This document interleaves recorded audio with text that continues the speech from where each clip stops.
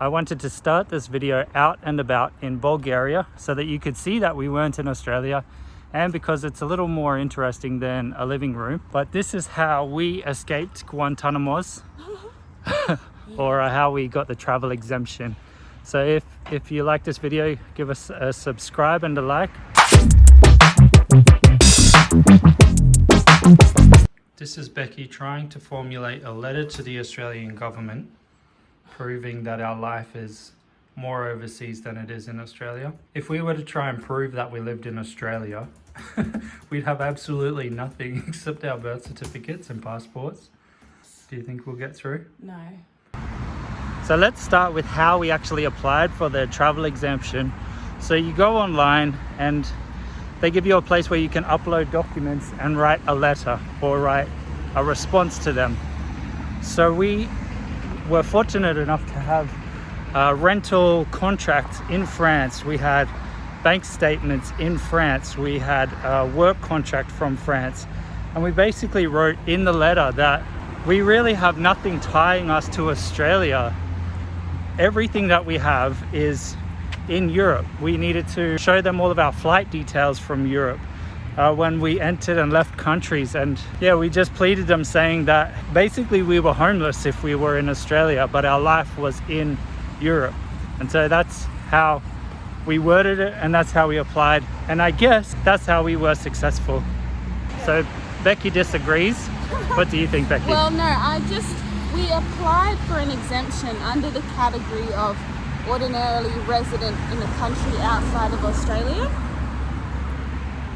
So all those documents that Jesse was mentioning, that was our proof that we lived outside of Australia. So I agree with that, but also I've noticed on a Facebook group that we're on, that exemption is kind of a roll of the dice. To be honest, maybe what your last name looks like, because I've seen a lot of Mary Janes and John Smiths get an exemption, and then other names are not, even on compassionate grounds. So maybe it's to do with if the officers had their coffee in the morning. Definitely. Or if their bosses just yelled at them. So yeah, it does seem like it's a roll of the dice. Have you got someone on a good day or on a bad day? Are they feeling compassionate or are they feeling harsh? But I really haven't seen many compassionate grounds being exempted, so that's sad.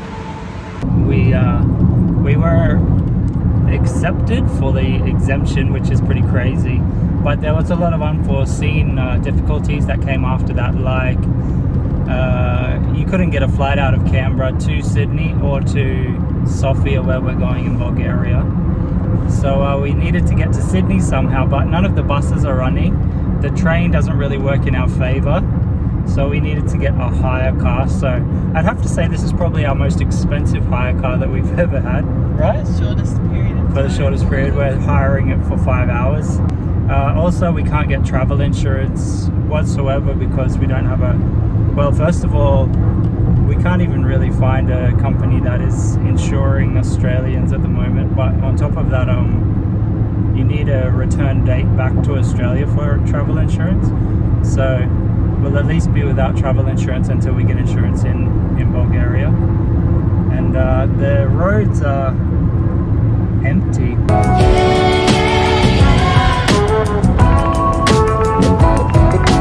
We were just talking about post-apocalyptic movies because that's a little bit like what it's like, except it's nice and clean and green and no zombies yet.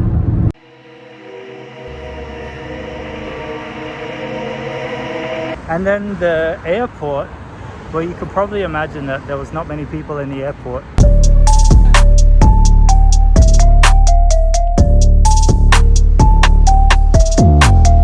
What we didn't expect was that you needed to get a PCR test or you needed to be fully vaccinated. And fully vaccinated means 2 weeks after the second jab. And we were 13 days after, so that didn't qualify. So you need to pay for the jab at the airport, which is handy, but you do have to pay for it. So I think it was $150 for 4 hours to wait, and then $180 to get it in the next hour. Is that right? Yeah. So I'd suggest to get the $180 the $180 one, because you need it to check in your bags. It's not when you get onto the airplane, it's actually when you check in. So you need to get it really quick. The other thing is that most of the destinations will require you to have a negative COVID test 72 hours prior to arrival. So if you get it the day before you go to the airport, or the day before that, and then you have a layover, you're not going to have a negative PCR test when you arrive at your destination. So that's why the airport option is the best. Anyway, we were expecting to be the only people on the aeroplane. Basically, we thought, who could possibly be leaving Australia? Maybe there'll be a few other people, so we can have the airplane all to ourselves. You know, when you lie down and you go to sleep for 7 hours, it's so good. And the airport was empty, so we expected that would be the case. And then when the gate opened to check in your bag, it was like when you kick a black ant's nest. People just came from everywhere. And so the gate was just, is it called gate, the check-in place? The counter, check-in counter? The check-in counter was just absolutely filled with people. And we were wondering, where are all of these people going? It's really interesting. But one thing that's good is when you get on the airplane, they do separate you with either 1 or 2 seats. So it's not so bad. It's not crazy uncomfortable.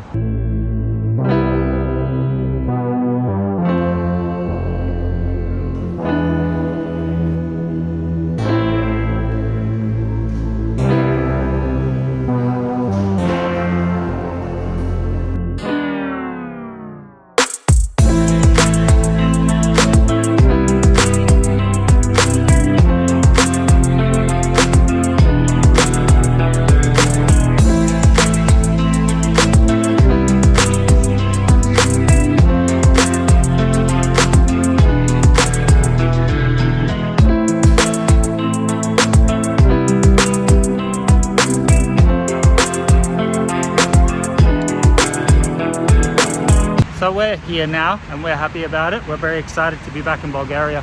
But we do have one last thing to do. In Europe now they have pink slips or something which shows that they're vaccinated, so that they can travel around Europe. Sometimes going into restaurants and cafes and shops, you need this green card. Yeah. But Not pink, you said pink. okay. It's America. So you need this card. But the Australian AstraZeneca apparently wasn't registered. So we're not sure if we can get this card or if we need to be revaccinated. So that'll be interesting. I think that's enough for this video. I hope you enjoyed it. Once again, please subscribe and give a thumbs up, and we'll see you next time.